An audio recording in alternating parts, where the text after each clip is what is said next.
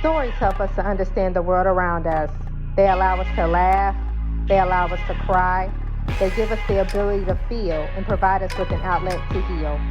Join me as I get to know some of the amazing people behind the stories that we read in order to truly discover the story that has been hidden within each of us. My name is Bree Smith, and this is the Author Push Talk Show.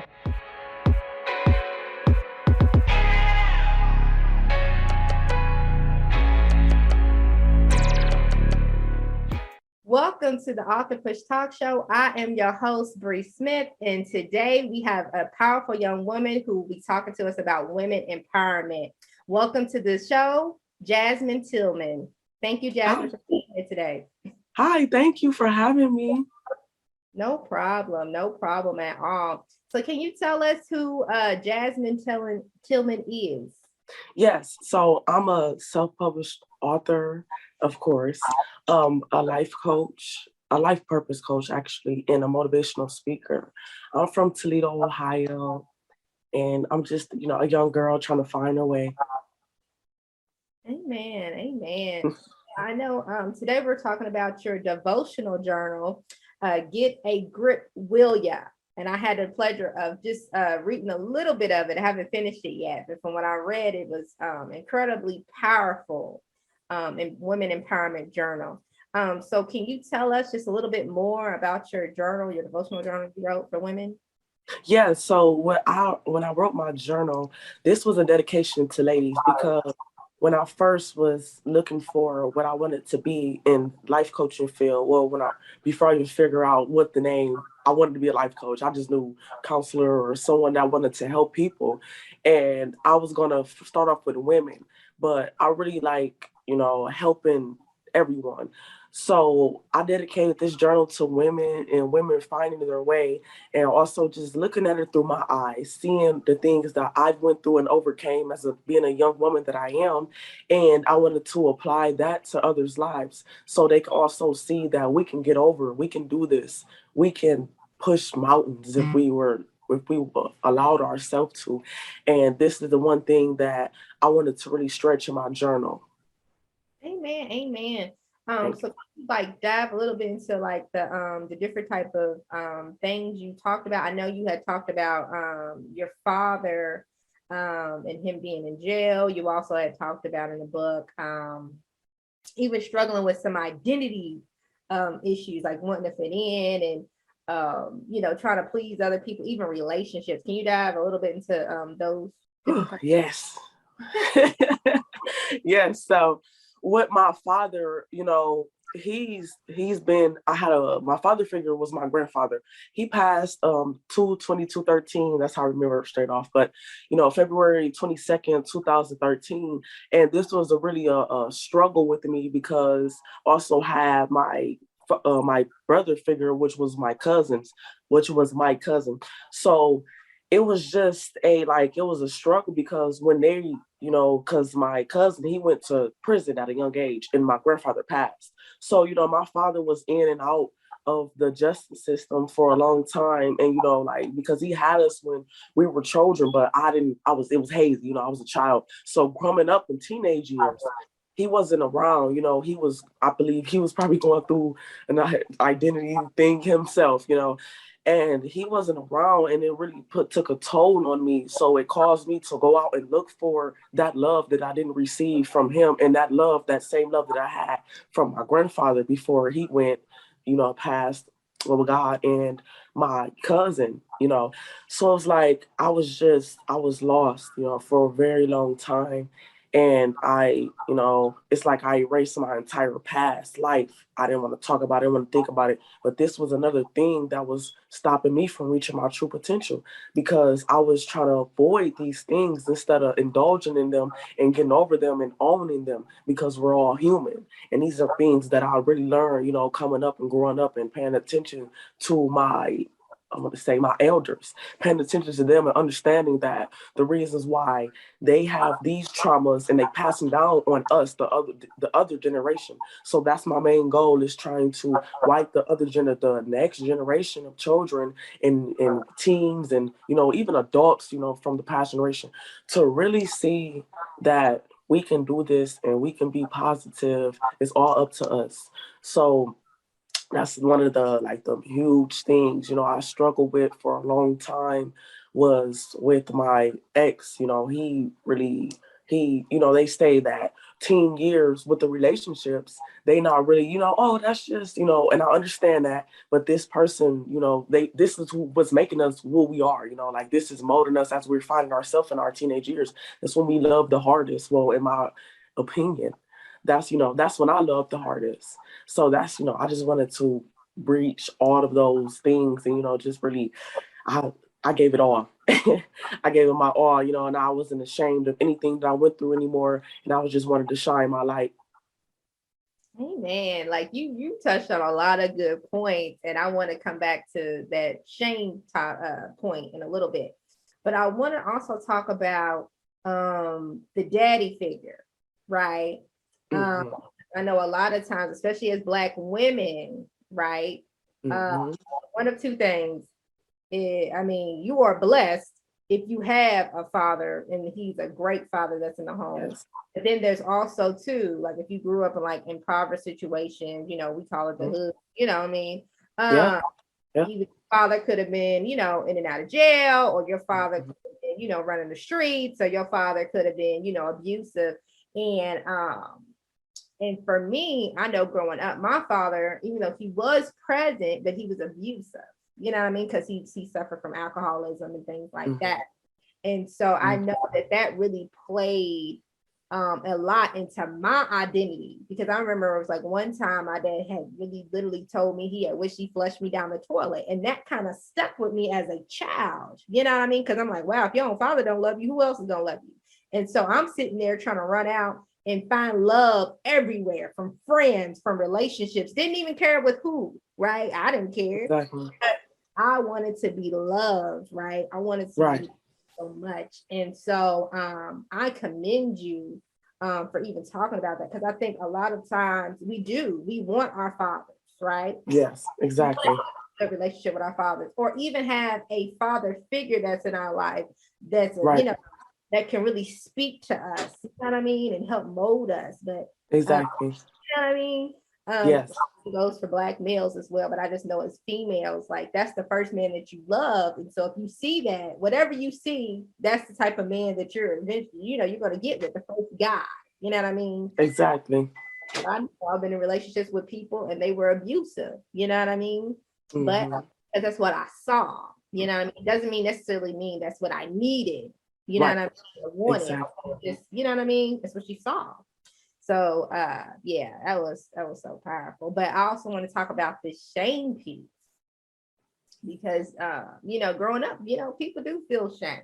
You know what I mean? Especially growing up, you be like, man, because I'm not gonna lie, I was ashamed a lot of my past. You know what I mean? Mm-hmm. Yeah. But now I'm like, you know what? Like you said, I'm all about helping the next generation not to have to make those same mistakes. You know what I mean? And so I Mm-hmm. commend you on that as well.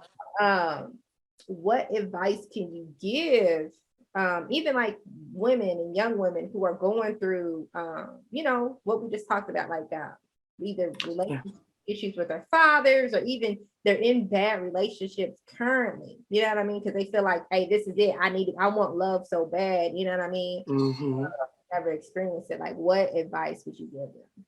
Yeah. So I want to say I'm huge on that because it was for 6, 7 years I was in a relationship and it was toxic because we both didn't know who we were and we were both finding ourselves. But it was just with me, I can, like, I have the ability to give myself off even when I'm struggling within. Some people just shut down or cut you off, and I had that. So it was just like, this guy knew that I was always going to be there. So it's like you have to be for yourself. You cannot allow people to to degrade you from any aspect of your life. You have to really see who you are. You have to look within and get that inner child and mold and mend that inner child trauma that you're facing.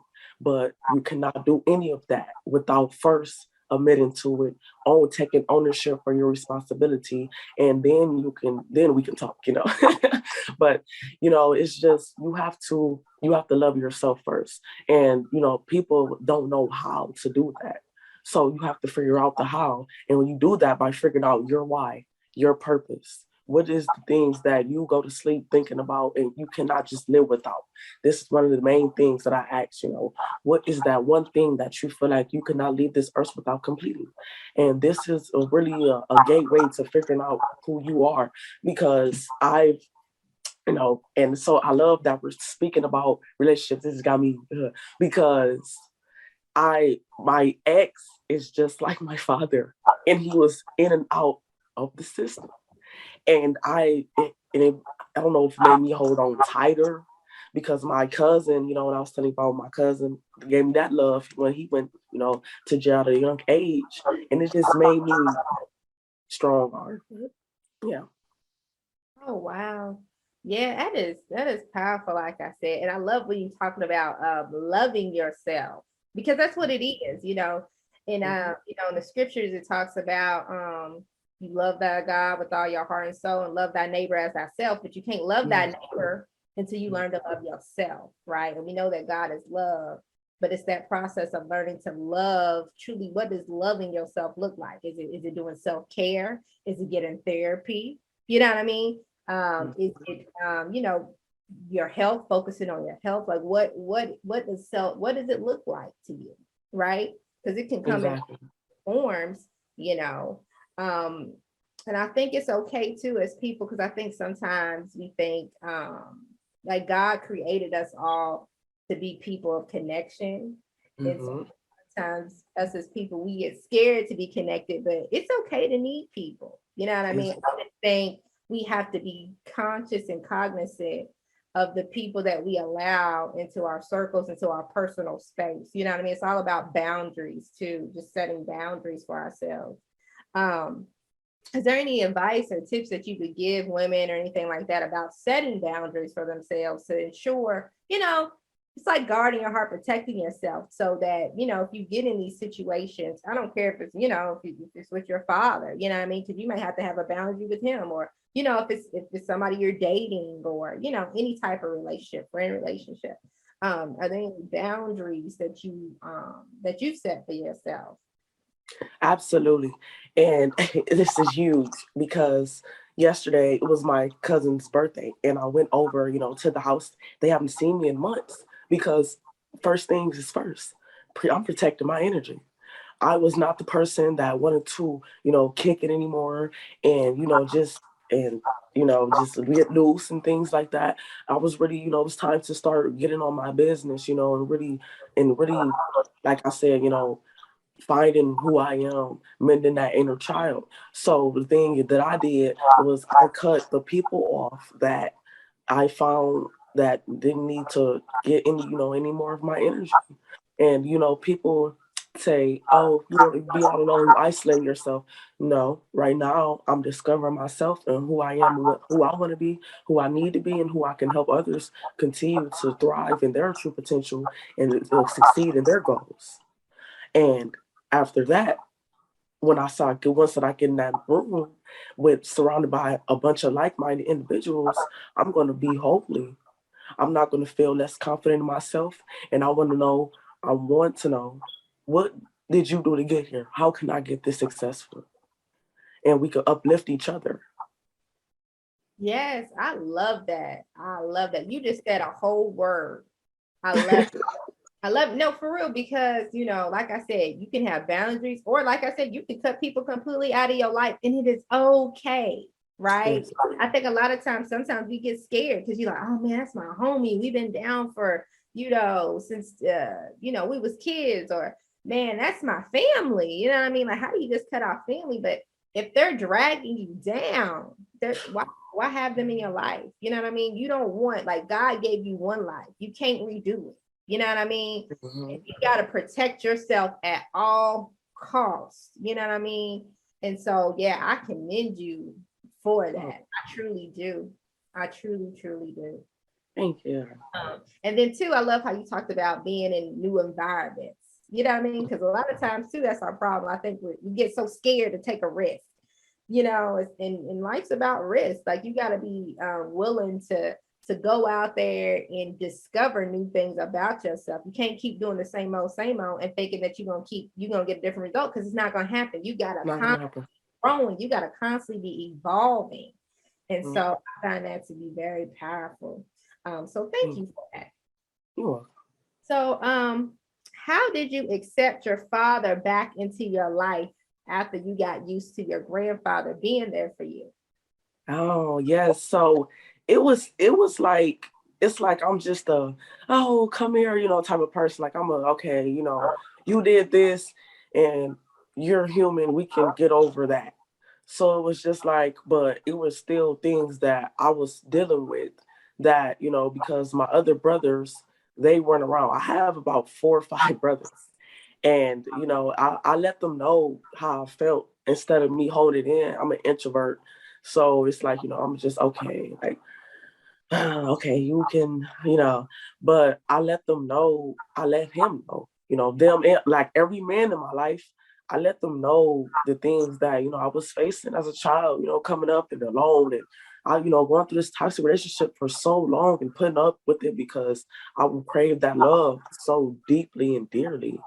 And, once we really got in tune with each other, and because he's always been I'm going to say listener. He's a great listener. My father is a great listener. He's always happy for me. If I get news right now, he's gonna be the first person I call and tell.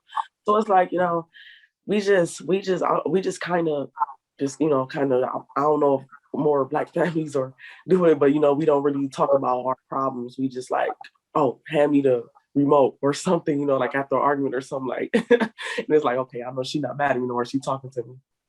So yeah, it's kind of like that. Amen. I love that. And that's and I love that because that's what I wish me and my father had. I mean, me and my father have a better relationship now. Of course, we're in place because we have to both protect ourselves. But I love that you're able to still be able to talk to him and converse even after all these years. You know what I mean? Like that's true forgiveness. You know what I mean? To truly be able to do that and not hold all that in and be like, you know what you did to me when I was a kid, you wasn't even there. You know what I mean? Like you just like, hey, the past is the past and I'm gonna move forward my life. So I commend you for that. Thank you. Yeah. No problem. Yeah. No problem. Um, so how long have you been writing? Is this something that you started or have you did this since you were a kid? Since a child, I've been writing. I love writing. And since my mother always tells me a little story about when I was a kid and I was in school, I don't want to say it wrong, but I think about kindergarten or one of those grades, one of those young grades. And the teacher told us to write a sentence. I wrote a paragraph. And I kind of remember that. And she was amazed because I can barely spell. I mean, that's powerful though. I feel like a lot of us, when it comes to our passions, like if we really look back in our childhood, we can kind of see where the Lord was leading us all along. You know what I mean? Yes. Because I was a big writer. I love to write, and I felt like that was the best way to express myself, especially as a kid. I didn't know how to else. I couldn't. I felt like I didn't have a voice, and so writing just really became my outlet. Yes. I commend you for that. I truly do. Thank you. So is there anybody you want to shout out or any contributors you want to shout out from your writing your book? Sure, yes. Oh, yes. I want to shout out C. Renee. She really led me and guided me through everything. She has her coaching business. Also want to shout out my editor. She is so amazing. Zambia Geiger. She is so great. And, and I want to shout out my fans and my community for supporting me like no other. And I love it. I'm getting tongue tied because it makes me so emotional every day how much support, that because I deleted my old Facebook and made a whole entirely new Facebook with a lot of individuals that think like me, and it's always positivity on my timeline. And that's one thing that I really love. So thank you. Amen. Thank you so much, Jasmine, for coming on the show today. I would love for you to come back in the future and talk about your other works that you're creating. Absolutely. And thank you so much. And as always, guys, thank you for watching the Walk and Push Talk Show. Pleasure. My name is Brooke. Until next time, I'll see you later.